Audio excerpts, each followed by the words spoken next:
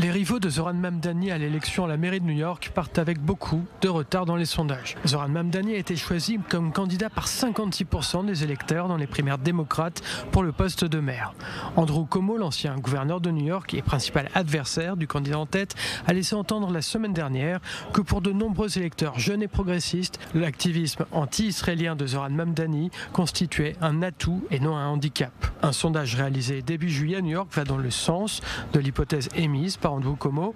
83% des nouveaux électeurs déclarent avoir été convaincus par les positions pro-palestiniennes du candidat démocrate.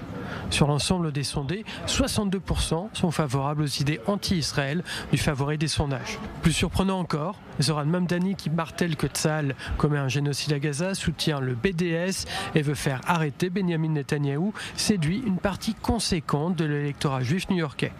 Si cet électorat est traditionnellement démocrate, il n'est pas historiquement pro-palestinien. Cependant, 43% du vote juif irait selon un sondage vers Zoran Mamdani, contre 26% pour Andrew Cuomo, lui aussi démocrate et soutien de longue date d'Israël. Au sein de l'électorat juif new-yorkais, 67% des 18-44 ans se disent prêts à voter pour le candidat investi par le Parti démocrate. La frange la plus radicale, portée par Alexandria Ocasio-Cortez, a soutenu l'ascension fulgurante du prétendant à la mairie de New York.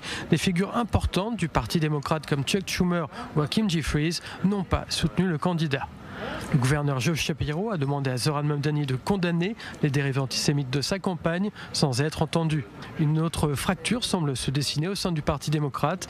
La relation entre le parti et Israël est-elle en danger ? Certains membres du parti sont très sévères vis-à-vis d'Israël.